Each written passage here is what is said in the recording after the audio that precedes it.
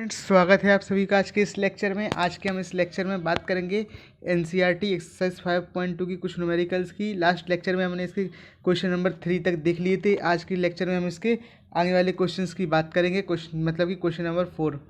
पिछले वाले लेक्चर्स अगर आपने नहीं देखे हैं तो उसकी लिंक आपको इस वीडियो के डिस्क्रिप्शन बॉक्स में मिल जाएगी। आप एक बार उसको विजिट करके आप उनको देख सकते हैं। तो चलिए अब हम बढ़ते हैं अपने नेक्स्ट क्वेश्चन की, और नेक्स्ट क्वेश्चन है हमारा क्वेश्चन नंबर 4।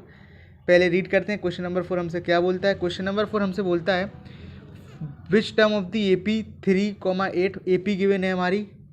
AP है 3,8, 13, 18 इस 78। मतलब ये हमारी AP है, उसमें पूछ रखा है इस AP का उस AP का कौन सा टर्म होगा जो 78 होगा। तो इसमें बेसिकली हमने फॉर्मूला पढ़ा था टर्म वाला निकालने का, a + n - 1 × d। यहाँ पे आपको दे रखा है टर्म जो होगा वो आपका 78 होगा, a आपका 3 दे रखा है, प्लस n जो कि आपको निकालना है, क्योंकि यहाँ पूछा था आपसे n है टर्म। और अगर आपको d हमने आपको बताया था आप कैसे निकालेंगे, t2 - t1 से। t2 आपका है 8, t1 है आपका 3, तो 8 - 3 5, तो हो जाएगा 5। 78 = 3 + 5n - 5। बेसिक्स की कैलकुलेशन, 5 उस साइड जाएगा आपका, तो हो जाएगा 78 प्लस के 5 माइनस के 3 = 5n। यह जाएगा आपका 75 - 8 80 आपका। तो आपकी n की वैल्यू आ गई 5 × 5, 5 × 6 30, मतलब कि n मतलब कि 16th टर्म जो आपका इस सीरीज़ का होगा वो होगा आपका 78। ये आपका फर्स्ट क्वेश्चन है। अब बढ़ते हैं अपनी सेकंड क्वेश्चन की, और सेकंड क्वेश्चन हमसे क्या बोलता है, जबकि हमारा सेकंड क्वेश्चन है क्वेश्चन नंबर 5।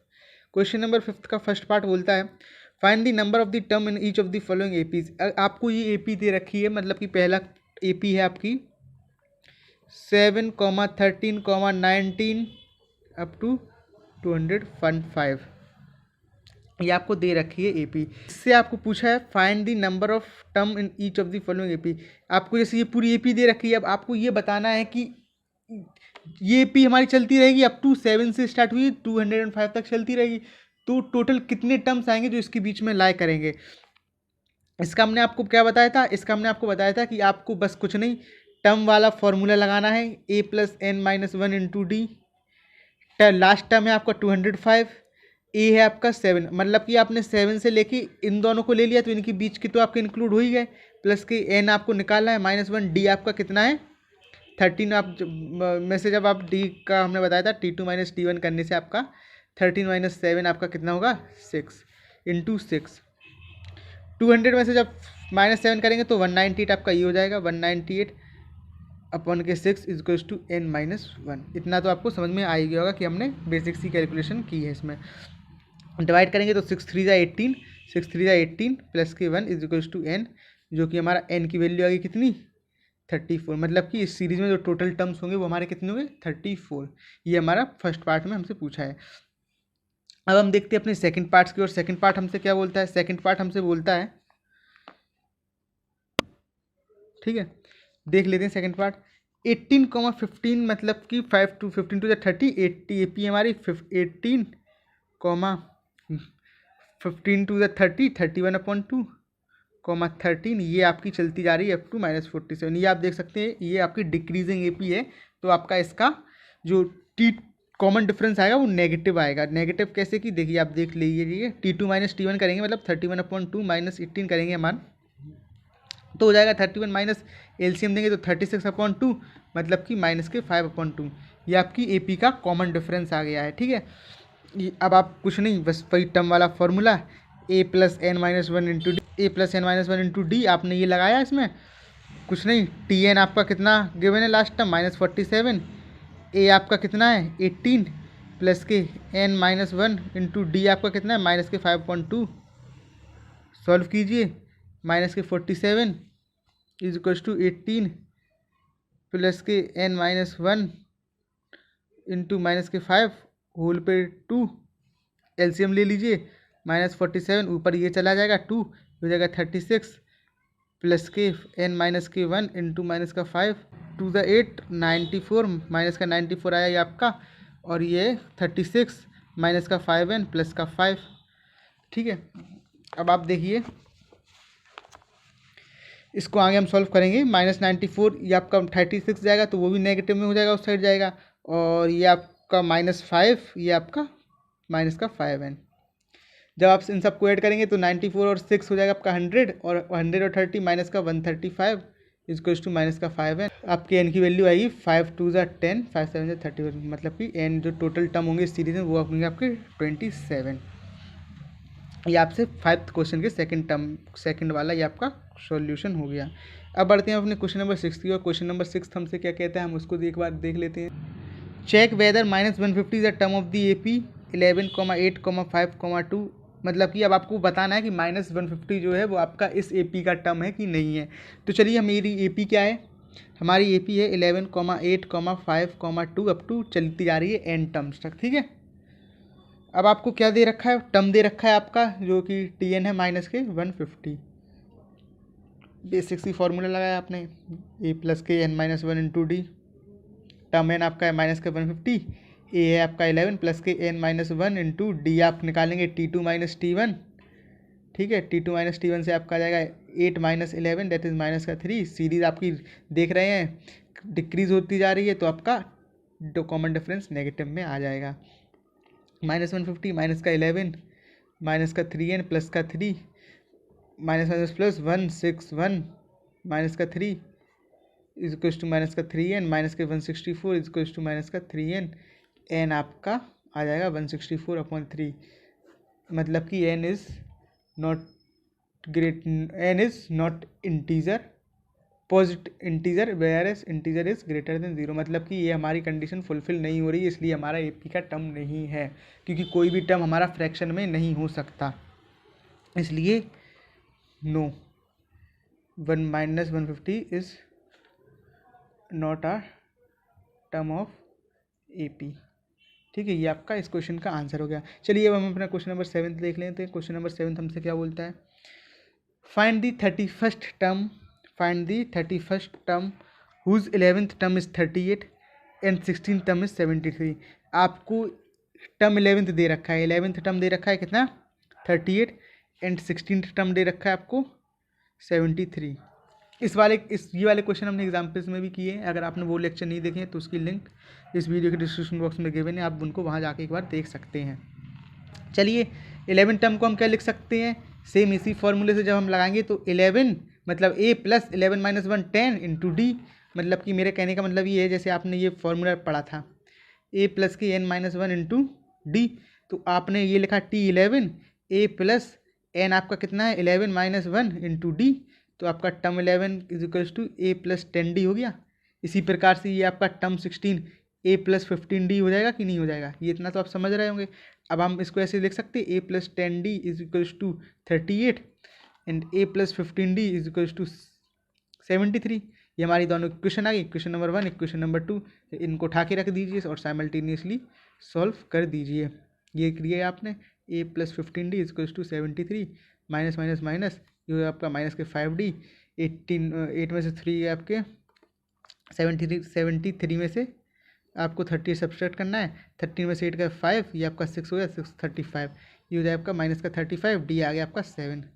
मतलब कि कॉमन डिफरेंस है 7 और ए से हम आपको अब 7 को आप इक्वेशन नंबर 1 में पुट कर सकते हैं। इक्वेशन नंबर 1 हम यहाँ पे इसको साइड में सॉल्व कर लेते हैं। जैसे ये हमारा a प्लस 10d है, इसको हम इक्वेशन नंबर 1 ली थी, इसमें हमने क्या d की वैल्यू पुट कर दी। d हमारा कितना था 7 था, तो हो जाएगा 10 इंटू 7 इज इक्वल्स टू 38। ये हो जाएगा आपका a इक्वल्स टू 38 माइनस के 70, बस 70 में से आप 38 डिक्रीज करेंगे 2, 6 में से 3 गए 3, ये आपका आ जाएगा a equals to minus 32।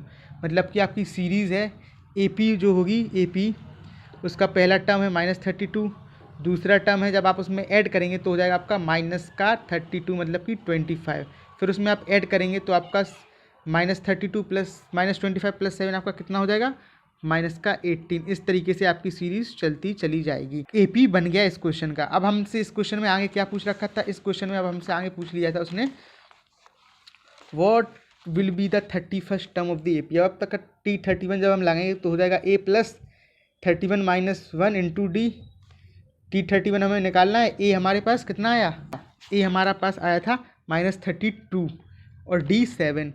A -32 plus के 30 इंटू 7, T31 आपका कितना आ जाएगा -32 प्लस के 210, T31 आपके पास मतलब कि आपका 178, जो आपका 31st term of the series होगा will be 178, 31st term of this series will be 178। ये आपका इस क्वेश्चन का आंसर हो गया।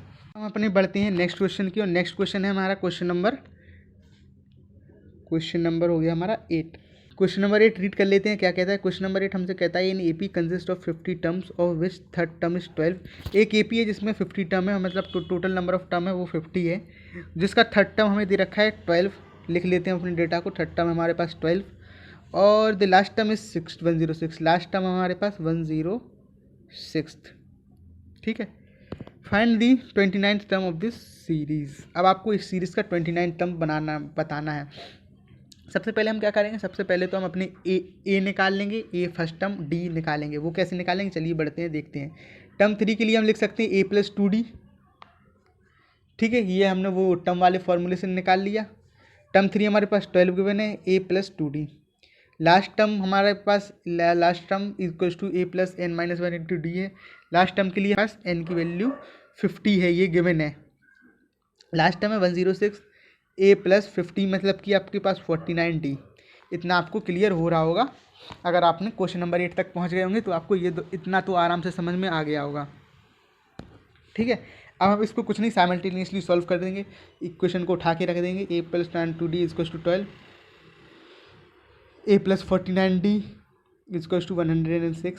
सब्ट्रैक्ट किया, कैंसिल हो गया, कैंसिल आउट, माइनस का 47d। जब आप 12 में से 106 में से आप 12 को हटाएंगे तो 9, ये आपके 94 आएगा, मतलब 94, वो भी नेगेटिव का। डी इक्वल्स टू आपका हो जाएगा 47 टू ज़ा 7 टू ज़ा 42 टू 8 2। कॉमन डिफरेंस आ गया आपका 2। ठीक है, अब हम ए निकाल लेंगे। डी को पुट करके इक्वेशन नंबर 1 में 12 प्लस ए प्लस 2d में हमने डी पुट कर दिया। 12 इक्वल्स टू ए प्लस हमारा 4 हो गया, जो कि ए हमारे आ गया 8। अब आपको क्या निकालना है, अब आपको निकालना था 50 टर्म आप is A P consist of 50 term, find the 29th term. अब आपको पूछा था 29 टर्म, वही formula A plus N minus 1 into D. T29 आपको निकालना है। ए आपके पास आ गया 8 प्लस 28 इंटू डी आपके पास आ गया 2, 2 8 16, 56 प्लस 8, ये आपका 86 कितना हो जाएगा 14, 64 आपके पास आ गया। 29 term of this AP will be 64। ये आपका आंसर हो गया क्वेश्चन नंबर 8 का। तो आज की लेक्चर में हमने क्वेश्चन नंबर 4 देखा, क्वेश्चन नंबर 5 देखा, क्वेश्चन नंबर 6, 7, 8।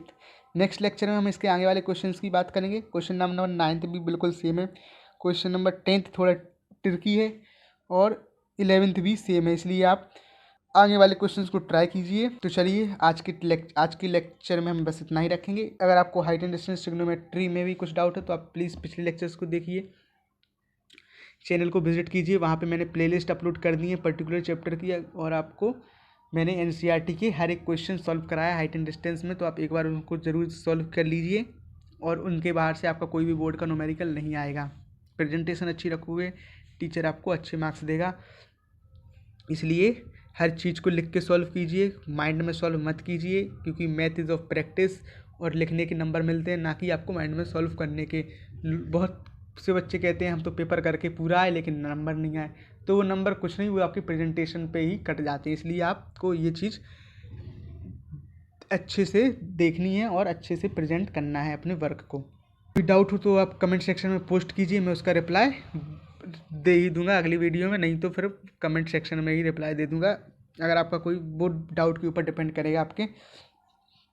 तो चलिए अब मिलते हैं हम नेक्स्ट वीडियो में किसी नए क्वेश्चंस के साथ। Thank you for watching this lecture.